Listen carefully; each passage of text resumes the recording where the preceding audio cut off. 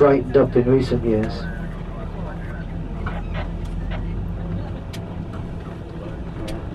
Basically, this is because of a rather peculiar law, or in fact, two laws, which have existed for many, many years.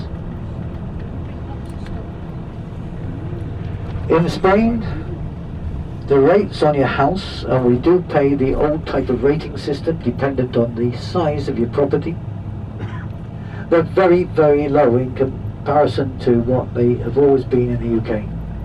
But there are lots and lots of other unseen taxes to the local authority that you live in.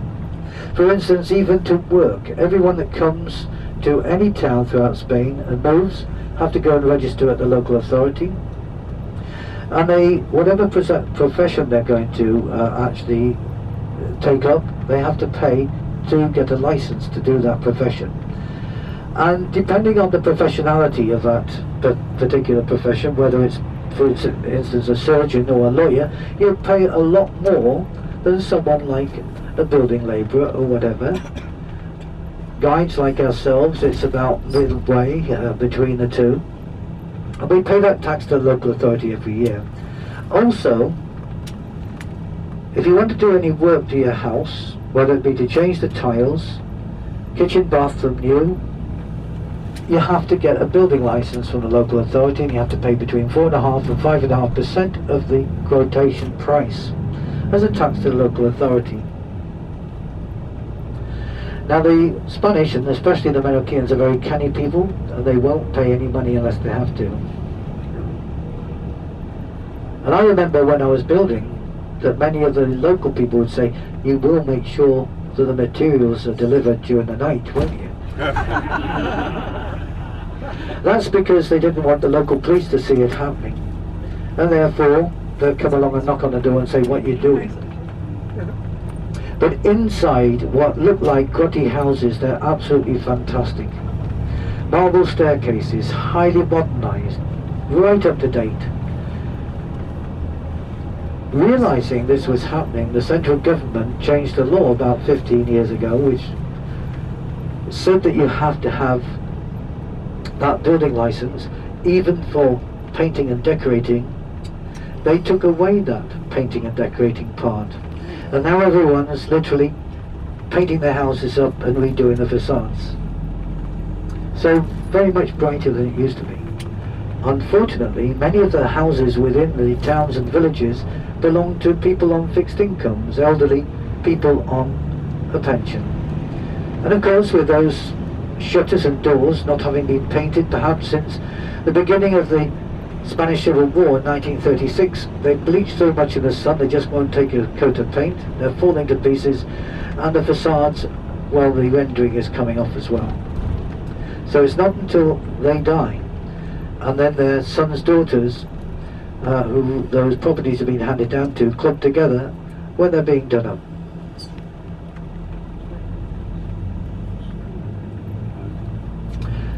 Now this is not the case of the Spanish, either living here or in Spain, but in Menorca, the majority of the Menorquins will not have to get a loan from the bank, or because there's no such things as mortgages, to buy a house.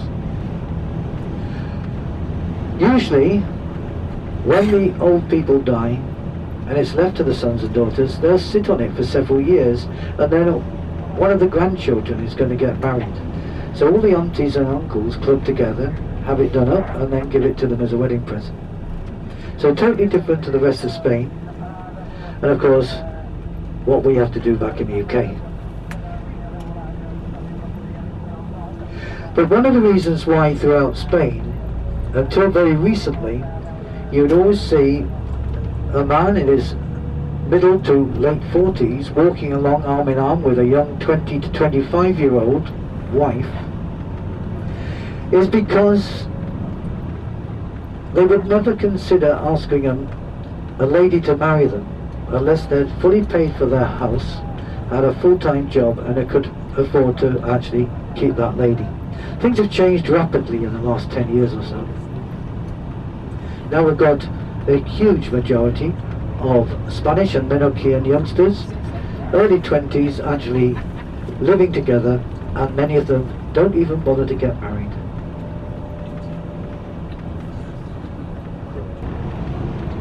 And that's very much like a cheddar cheese, but much creamier and I think much more flavoursome. Then you've got the mature cheese, or Coutadella. That is matured up to 12 months and is much more like a Parmesan. So it's a very strong cheese for connoisseurs.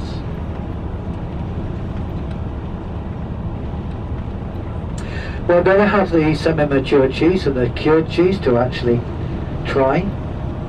And a very pleasant wine, a red wine from Mallorca, because the wine here on the island is highly expensive at the moment, only a few barrels produced over the last few years, and St. they haven't even bottled their first crop of wine that they're making. That's being bottled in November.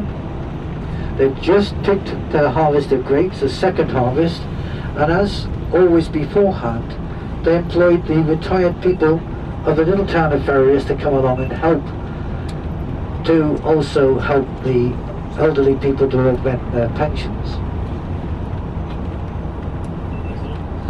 A Menorcan artist during the latter part of the 1800s actually bought it.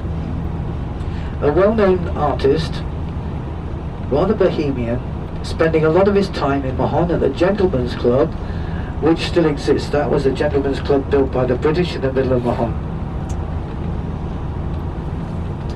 He's also spent a lot of time in Madrid and fell in love with a young lady called Virginia, or as we would say, Virginia, who was a showgirl on the music halls there.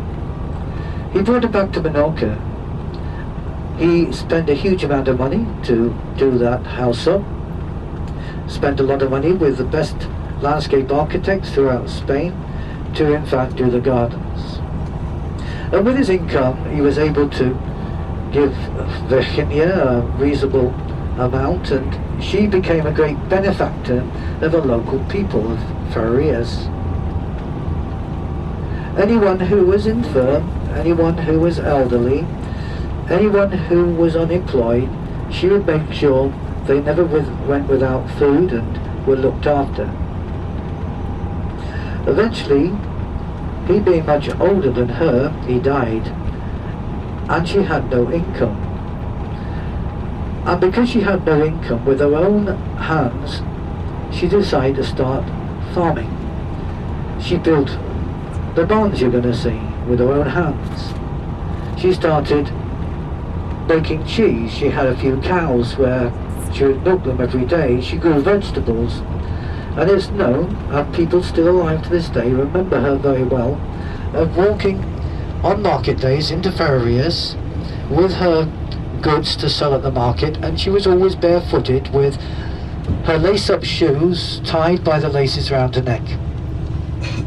When asked why she was walking barefooted, she said it's a lot more comfortable to actually walk like that. On one day a week, on a Thursday after market day here, there would be the new magic lantern shows. Then she would go back after market, probably get bathed, changed into her best clothes, and again barefooted would walk the mile or so back to watch those film shows. However, time went past until she herself got old and infirm, and because of the work she had done helping the people of Fornells themselves during times of hardship, they in turn helped her until her death. Shiraz and Cabernet Sauvignon type grapes to make wine. The house, which is a listed building, has taken 5 years until March of this year to get planning permission to do what they wanted with. It's now being reconstructed, refurbished and made into an 8-bedroom private hotel for agro-tourism.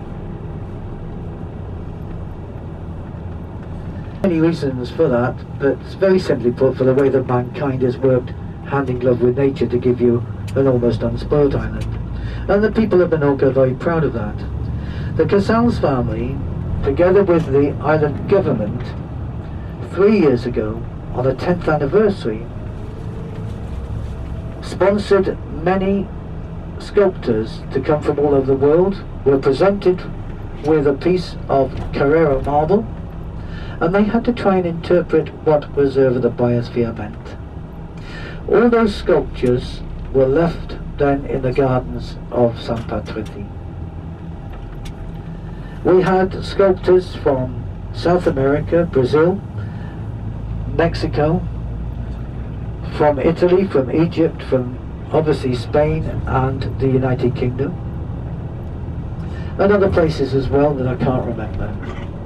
They used it as a workshop when local kids could go along and help. In fact, on a daily basis each school would go along and spend the whole day actually helping to sculpt these sculptures. The only thing is that there is one which looks like the hips and the private parts, the pubis of a lady, and it was done by an Italian. And I thought, well, what on earth was he thinking about, knowing that Italians have sex on the brain most of the time? And it wasn't until I read the write-up about it that he produced that I realised what he was trying to say is that everything comes from the womb of the earth and everything is recycled back into the earth. So that's why he depicted the lady's hips.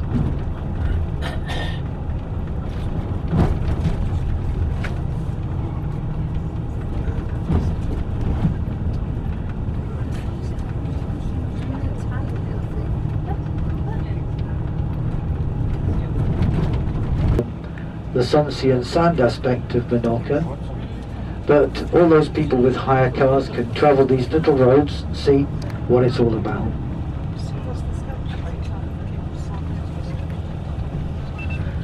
The time is now, by the time we stop, 12:05. We're going to be here until 1:45 to go on to our lunchtime stop. And if you'd like to walk with me, we'll stop first by this house which is being reformed at the present time. I'll tell you exactly some of the aspects of it.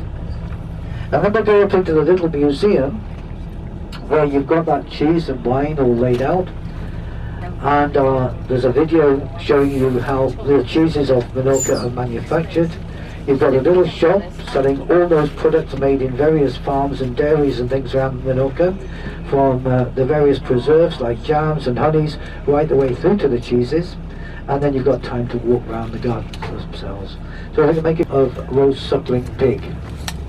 And every week as we go past, there's a new litter or two of little piglets down in the pens below us on our right hand side.